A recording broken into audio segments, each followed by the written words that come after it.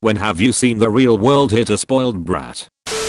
Spending $50 on food a day is not normal. College girl got cut off from her parents, drinking and not going to class, and had to get a job. She put on Facebook about how she's gonna go hungry and needs money. People offered her food and to make her dinner. She said that's okay, I just need about $40 to get through the day, I don't like to grocery shop. Edit. If you're wondering how she went through that much a day, she always ate out at a restaurant and had Starbucks twice a day. Add in snacks and alcohol, and there's $40 in one day.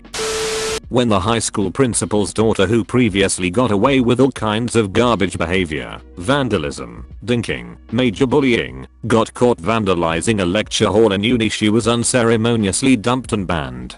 Parents whined for months on FB about their poor baby's unfair treatment and the fact that her applications to other unis were being denied. These parents are exactly why children turn into even dirtier adults. My ex was a prime example. He was always getting in trouble, in and out of juvie/jail, don't judge me. I was 16 and thought dating an older guy that was rough around the edges was a good idea. Obviously, I was very wrong. Every time this guy would do something terrible, his family and parents would blame it on other people or his friends, or he was having a bad day or has such manhood person. He didn't mean it. Have you ever seen on those murder shows where the victim's family and the defendant's family are at odds and the defendant's family is saying that the victim's family is ruining their child's life because they were wrongly accused? That's exactly the same thing. It doesn't matter what they're accused of or what the evidence says. Their crazy, dysfunctional family will always stand by their side and reward their terrible behavior. Sorry about the length. I was a school bus driver in the 70s. During height of court-ordered busing, so I ferried poor kids to the rich side of town, then rich kids the other way. Lots of entitled brats, but one stands out. Super entitled kid, constantly defying rules. Eventually I caught him, with too many witnesses, attempting to set a bus seat on fire with his lighter. School officials were called. Hearing with officials and rich dad, and he's banned from all buses rest of semester. Dad offers to pay for the damage and quietly accepts the punishment. Then comes the surprise. Next morning when I arrive at 6 AM to clean my bus, regular task every morning, rich kid and dad are standing there. Dad introduces me to my new personal bus cleaner for the rest of the year. He brings kid every morning and forces him to wash and clean the floors on my bus before taking him on to his school. By end of year, entitled kid is actually working hard and being friendly. We are getting along pretty well, and I help him out sometimes so he can get onto school. Kid turns out okay when all is over. Good move by his dad. In high school, one guy was a real jerk to everyone. He had no sense of anyone but himself and everyone kissed his butt because he was not only valedictorian of his class, but also star football, basketball, tennis, and track star. He was top dog for all the extracurriculars as well. He made my best friend cry multiple times just being an ass toward her, and she had the unfortunate luck of being in his grade. He was also known as a player, just dating whoever he felt was hot enough for him, but would also put out for him. He honestly thought that nothing bad could ever happen to him because he was just that special. He graduated high school and went to his school of choice and immediately came out as gay on social media. Not too long after that, he got his first boyfriend. Before the semester was even finished, his boyfriend cheated on him, and he flunked out of his college and ended up having to go to another school. Last time I saw him, he was super polite and seemed to be rather humbled by his experience outside of our tiny town.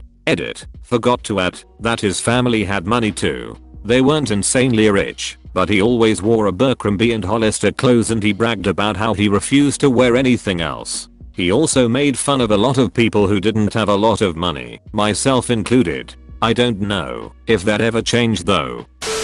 When my brother was in school, he was horrifically bullied for being autistic. And his bully was the most entitled little shit I've ever had the displeasure of meeting. His father paid for boxing practice, karate lessons, and other martial arts. This made him think that he was the best at anything physical. My brother isn't overly fond of sports and prefers to read in the library. As the typical nerdy kid, he's a prime target for bullies. One day when the bully had cornered my brother up against a wall, my brother finally decided that he wasn't just going to take it anymore. but he strongly dislikes violence and thus would not be fighting back. Instead, when the bully tried to punch him, my brother ducked. 3 broken fingers and a trip to the hospital later, the bully's father finds out what had been happening. All his extra classes / training were cancelled. He had all of his electronics and games sold, and if he wanted to have a car, he would have to work for every penny himself. This story makes me so happy for some reason. Your brother's an absolute legend. TL. Doctor, Professor fails spoilt son. Back in engineering school, one of my classmates was the son of one of our professors. Now, this professor was a really nice dude. He paid attention to his students, his classes were fun, and he rarely failed anyone. His son, on the other hand, was a total shat, rude and nasty, and would always brag about how his dad was a highly senior professor with tenure. You know who my dad is, right? Was literally his catchphrase. He wasn't even a good student. We rank GPAs out of 10, and he was a 4. This professor actually taught a very specialized course, so we only had about 2 courses from him in our entire time at the school. This course in our 5th semester was a bit complicated. If you didn't do regular study, it was easy to fail, but if you practiced the stuff, passing it was a breeze. So finals come around, and a shat is out there bragging that he didn't need to study because his dad will pass him anyway. He took this confidence all the way to the exam hall, and then the results were out. He had scored 7 out of 100. We know because the professor called us all to the classroom and displayed his answer sheet on the projector. According to him, he was the 3rd student who had failed in his 20-year teaching career, and he couldn't be more disappointed that it was his son. The amount of verbal ass whooping a shat received was enough to have him quivering like a wet cat in front of everyone. The next time he pulled the "Do you know my dad?" card, the standard answer he received was, "The one who failed you?" He stopped pretty soon after that. He retook the exam the following year, failed again and had to drop out. Wherever he is today, I hope he learned his lesson.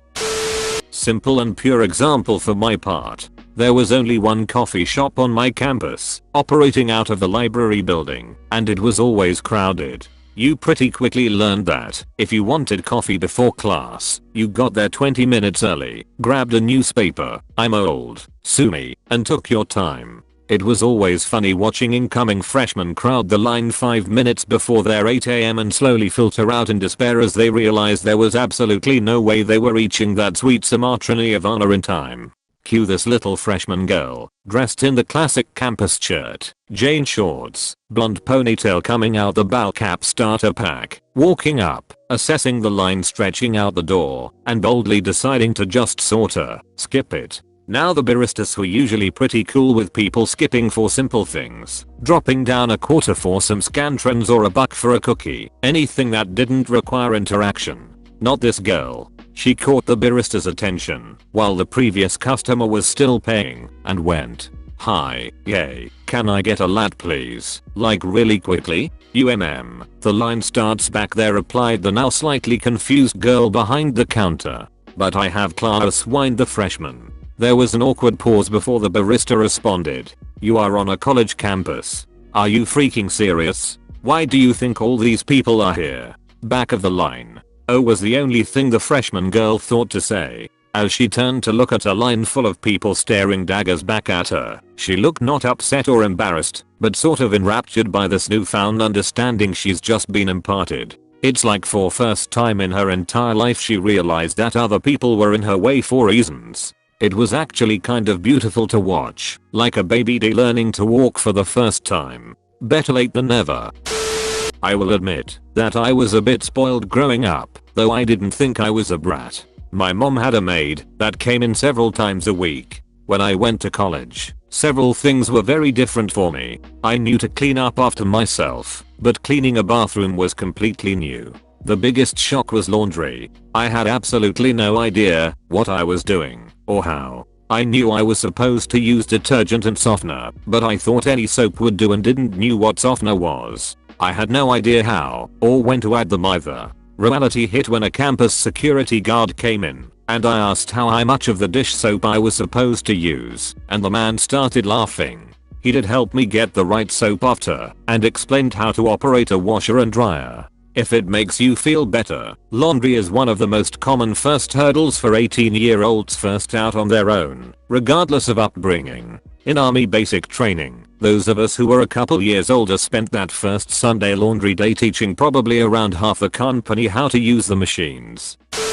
When I joined the army, guy who had the infantry tattooed on him didn't even last 2 weeks in basic training. He cried and yelled I shouldn't have to get yelled at to do something. When I was in 8th there was one kid who had "do you know who my dad is?" syndrome just because his dad was a drill sergeant at some other post. He used to act like a fucking tick to people at every opportunity and several of us almost fought him, either sticking up for ourselves or other platoon members. We made it to graduation without killing him. His dad showed up, heard what a frick he was being. Our drill sergeants called us at ease while still in formation after the ceremony. His dad walks up to the formation, calls him up front, and makes him do push-ups in his class A's while saying "I'm sorry" over and over. It remains to this day the most glorious thing I have ever seen. When my son joined the Marines, he didn't let anyone know his father was a RLT colonel. Not only that, but a RLT col in the Air Force, the lowest of the low according to the Marines.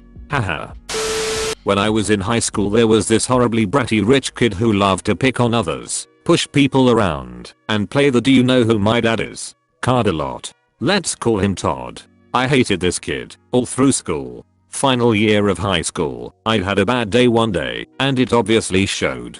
Todd sees me walking G in the hall, and makes some snide remark about my shirt. I promptly tell him to shove it, as I'm not in the mood.